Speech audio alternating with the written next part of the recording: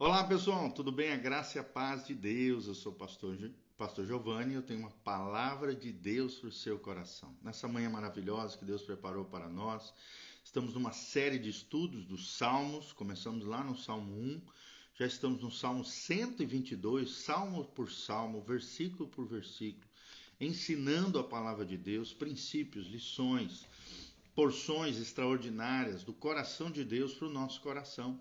E estamos nessa série de vídeos, eu tenho certeza que você será tremendamente abençoado. E o salmo de hoje é o salmo de número 122. O título do meu salmo é Oração pela Paz de Jerusalém. É um salmo de Davi, é um cântico de romagem, ou seja, um cântico que os romeiros, os peregrinos, traziam diante do Senhor na sua jornada rumo ao Monte Sião, a terra de Jerusalém, nas festas judaicas. Então eu tenho certeza que vai abençoar muito o seu coração. Deus vai falar muito forte com você.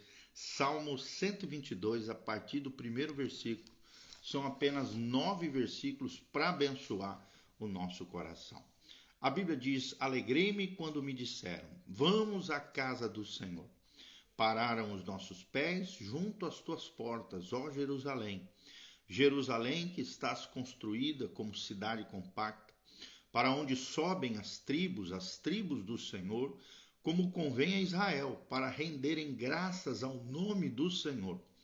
Lá estão os tronos de justiça, os tronos da casa de Davi. Orai pela paz de Jerusalém. Sejam prósperos os que te amam. Reine paz dentro dos teus muros e prosperidade nos teus palácios. Por amor dos meus irmãos e amigos, eu peço, haja paz em ti. Por amor da casa do Senhor, nosso Deus, buscarei o teu bem. Salmo 122.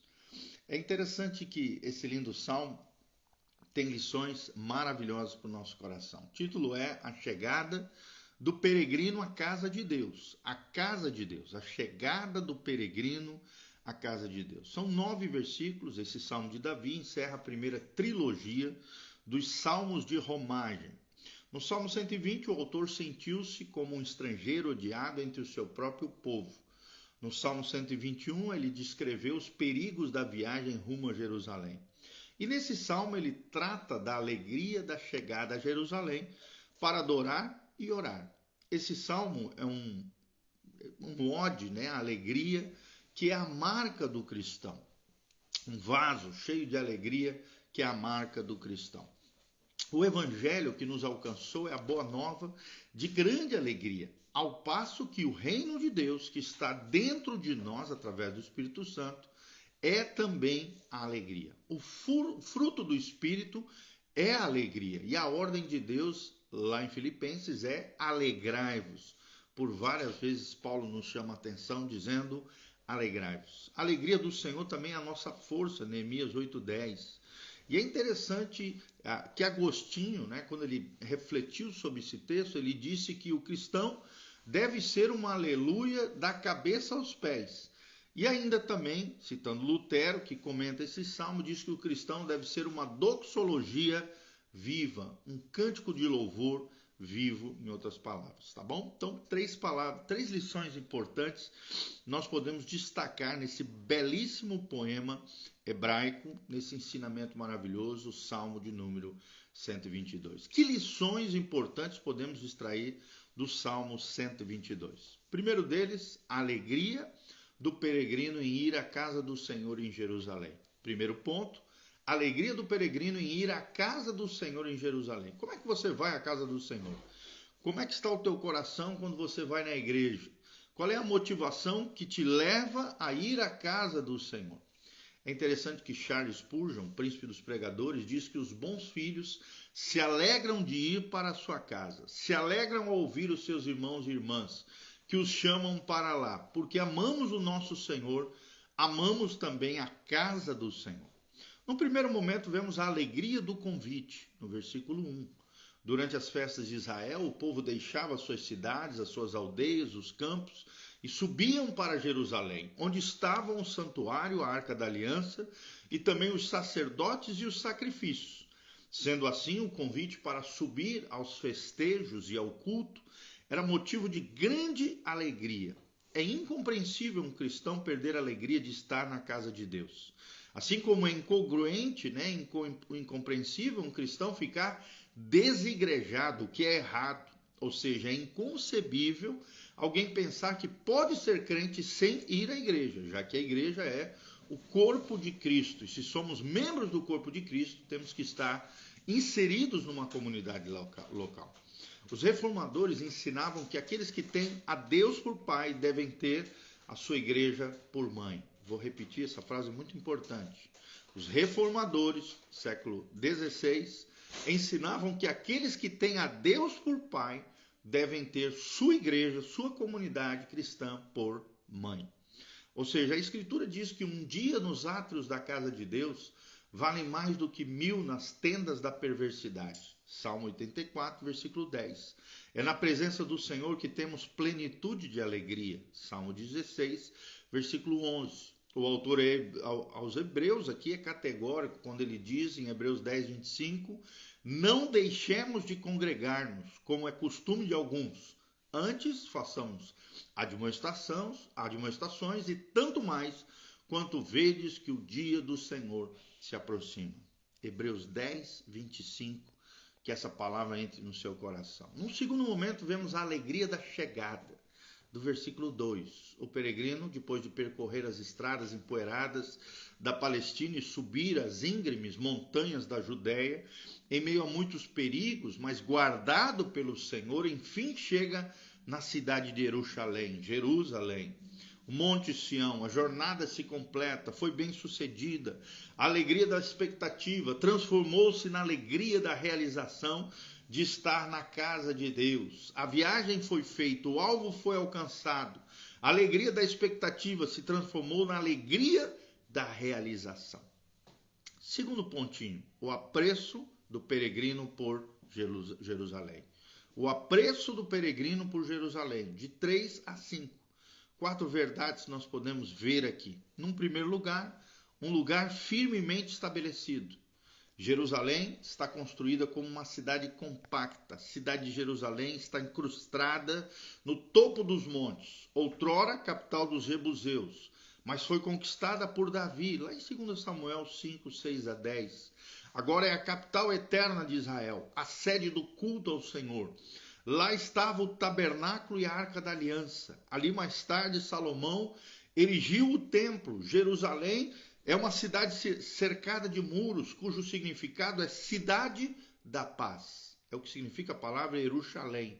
Cidade da paz. Também é chamada de cidade do grande rei. E é um símbolo da igreja militante e triunfante, a igreja vencedora. É interessante que a cidade de Jerusalém passou a ocupar um lugar central no pensamento do povo de Israel até hoje. É assim, né? No exílio, Daniel roga a Deus, dizendo: desvia, Senhor, o teu furor, a tua ira de Jerusalém, a tua cidade, o teu santo monte. Daniel 9,16. Warren Wiersbe, um grande teólogo e erudito, diz que quando o salmista olha para a cidade, ele pensa em unidade e segurança. Unidade e segurança. Assim como as pedras das paredes e casas eram ligadas firmemente umas nas outras, era uma cidade compacta. Também o povo era unido em sua adoração ao Senhor e em seu respeito pelo trono de Deus ali naquele lugar. No segundo momento, vemos que Jerusalém era um lugar de comunhão. Parte A do versículo 4. Para onde sobem as tribos do Senhor, como convém Israel. Ou seja, cada tribo vinha, cada membro das suas tribos vinham de diferentes lugares, subiam a Jerusalém, deixavam as suas diferenças, as suas particularidades, para serem apenas uma só tribo, a tribo de Israel, o povo de Israel. Em Jerusalém eram as tribos do Senhor, mas eram um só povo, uma só família, um só rebanho, uma só comunidade de adoradores, ou seja, os laços eram mais do que os de sangue ou conveniência.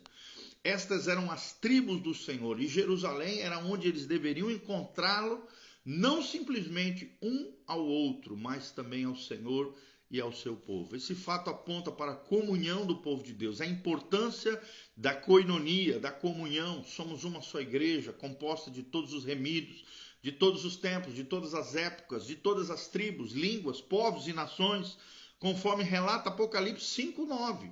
Não criamos a unidade espiritual da igreja, pois a igreja já possui esta unidade espiritual. Em Efésios 4, de 1 a 6, João 17, de 20 a 23, foi a oração do mestre, a oração sacerdotal, mas devemos nos esforçar diligentemente para preservar a unidade do Espírito no vínculo da paz. É o que nos fala Paulo em Efésios 4, versículo 3. Num terceiro momento, vemos que Jerusalém, a casa de Deus, é um lugar de adoração. Adoração. As tribos subiam a Jerusalém para adorar a Deus, toda a comunidade era adoradora. A motivação principal não era a alegria da jornada, apesar de ter isso, nem o encontro das tribos irmãs, mas a alegria na adoração, da presença do Senhor. Deus e não os homens são o centro da nossa vida e do nosso culto, da nossa adoração. Num quarto momento, vemos que Jerusalém era um lugar de ordem e justiça. Um lugar de ordem e justiça. Em Jerusalém estava o palácio do rei, a sede do governo de Israel. Dali procedia a lei, dali o rei governava o povo, julgava as suas causas. É interessante que era um sistema que nem sempre funcionava perfeitamente, pois Absalão, filho de Davi, a explorou Jerusalém a fim de granjear seguidores para si mesmo, para suas motivações escusas. É o que significa, é o que é descrito em 1 Samuel 15, de 1 a 6. Jerusalém era o centro religioso e civil de Israel, e nela haviam dois ofícios, o ofício sacerdotal e o ofício real, que são os dois ofícios de Cristo. É claro que existe um terceiro, que é o ofício profético.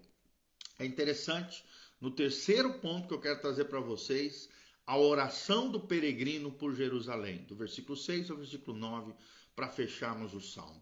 Terceiro ponto, a oração do peregrino por Jerusalém. Aqui nós vemos Deus nos ensinando que devemos orar pela paz, pela prosperidade, pela proteção de Jerusalém. Num primeiro momento, vemos que Davi aqui ora pela paz externa de Jerusalém. Externa, né? Jerusalém sempre foi uma cidade atacada pelos inimigos à sua volta. Inimigos de longe, inimigos de perto, não perdiam a oportunidade de atacá-la. Paz era o seu nome, porque era a cidade da paz, Jerusalém, mas também era uma cidade que vivia ameaçada ao seu redor pela guerra. A cidade da paz vivia em constantes conflitos com seus vizinhos, Edom, Amon, Moabe, os filisteus, os sírios, os egípcios, os assírios e assim por diante, os romanos. O salmista está pedindo oração para que Deus preserve Jerusalém dos ataques externos. E até hoje Jerusalém sofre com isso. É interessante que a igreja ora porque ela é a casa de oração, edificada por Deus para todos os povos. É o que diz Isaías 56, versículo 7, Mateus 21, de 12 a 17. Num segundo momento, vemos que Davi ora pela paz interna de Jerusalém. Ou seja, o salmista agora muda o foco e pede oração para que haja paz interna, dentro dos muros. Não basta Jerusalém ser preservada de ataques estrangeiros. Ela precisa também experimentar a paz entre as tribos que sobem para adorar. Hoje, não raro, há muitas brigas, confusões internas na igreja e entre as denominações. É interessante, Spurgeon dizia que quando uma igreja deve ser uma só em crença e uma só em coração, uma só em testemunho, uma só em culto e uma só em aspiração, uma só em um relacionamento cortês entre os seus membros. E assim devemos buscar a unidade da igreja. Prejudicam imensamente a nossa Jerusalém os que desejam construir muros dentro dela, facções, divisões, brigas. Precisamos de unidade, não de divisão. Não há alegria em crescer uma igreja que está rasgada pela dissensão interna. Em uma igreja, a paz deve ser desejada, esperada, promovida, desfrutada. Se não puder dizer paz a qualquer preço, certamente poderemos clamar paz pelo mais alto preço. Em uma igreja, um dos principais ingredientes do sucesso é a paz interna. A contenda, a suspeita, o espírito de grupos, de divisão, são coisas mortais dentro da comunidade local. Portanto, a paz na igreja deve ser a nossa oração diária. Muros externos, muros internos.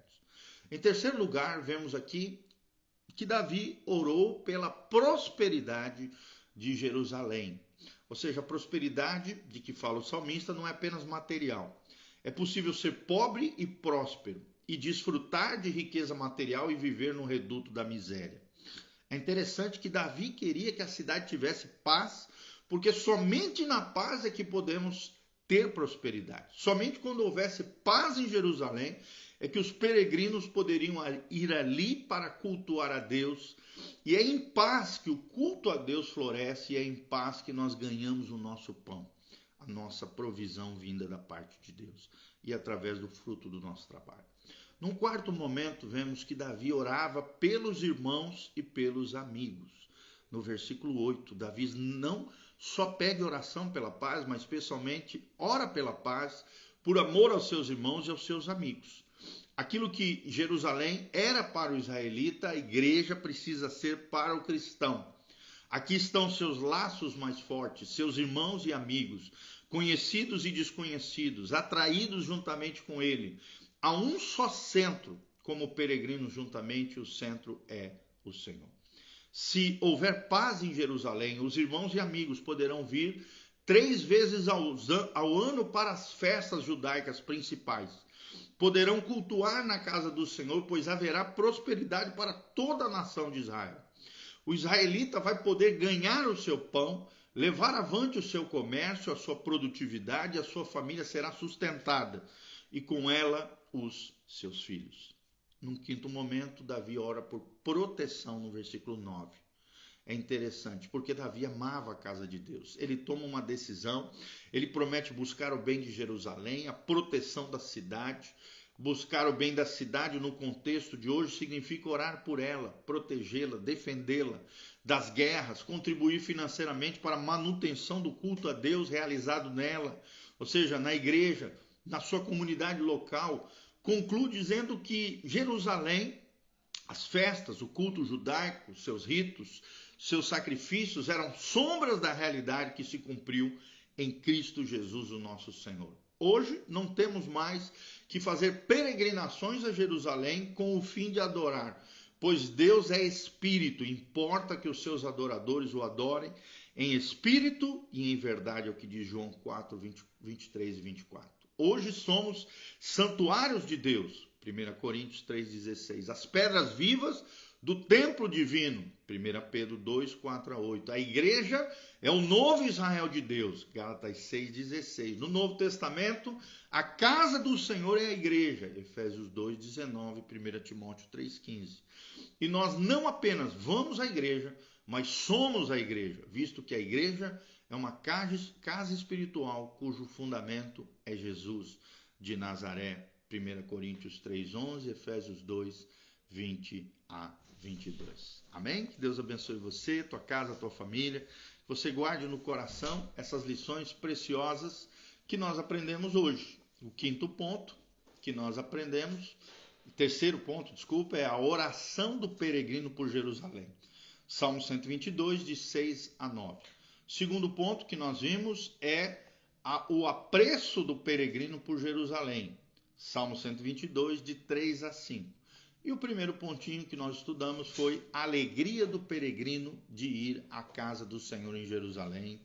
Salmo 122, 1 a 2, tá bom? E o nosso tema hoje é a chegada do peregrino à casa de Deus. Vemos que cada salmo, salmos de romagem, tinha um caminho lógico a perseguir, cujos peregrinos iam cantando, aprendendo coisas valiosas, preciosas para a sua fé. A chegada do peregrino à casa de Deus. Um dia chegaremos na casa de Deus celestial, mas hoje temos já a casa de Deus aqui agora, que é a nossa comunidade local. Que Deus abençoe você, que você valorize a sua igreja local, você esteja numa igreja sadia, bíblica, cristocêntrica, relacional, abençoada, e que você viva a vida de Deus na sua comunidade local. É ali que Deus vai usar seus dons, seus talentos, suas capacidades.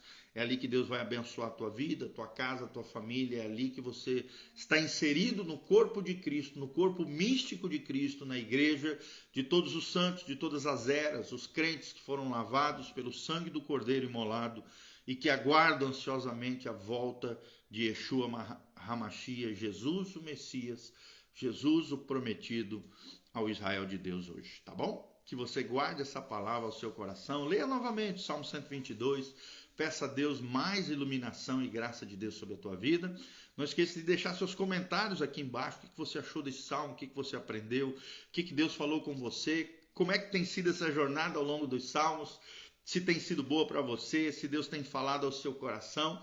Escreva aqui embaixo seus comentários. E no link de descrição também tem todas as informações para aqueles que quiserem contribuir conosco através da sua generosidade, dízimos, ofertas. Todas as informações estão aqui embaixo para que você possa colaborar, se aliançar, se comprometer conosco, a pregação do Evangelho, cuidado das vidas e também nos ajudar nessa obra linda de pregação do Evangelho de Jesus Cristo, tá bom? Eu sou o pastor Giovanni, agradeço a Deus em nome da nossa comunidade, em nome do nosso ministério, que Deus continue derramando graça, glória, poder, unção sobre você, que você valorize a casa de Deus, que você tenha prazer e deleite em ir à casa de Deus, e que a graça de Deus, da unção de Deus, do corpo de Cristo, a autoridade, a unção, o poder de Deus que está sobre o corpo de Cristo, cuja cabeça é Jesus, venha sobre a tua vida, a tua casa, a tua família, te libertando, curando, restaurando, transformando a sua vida,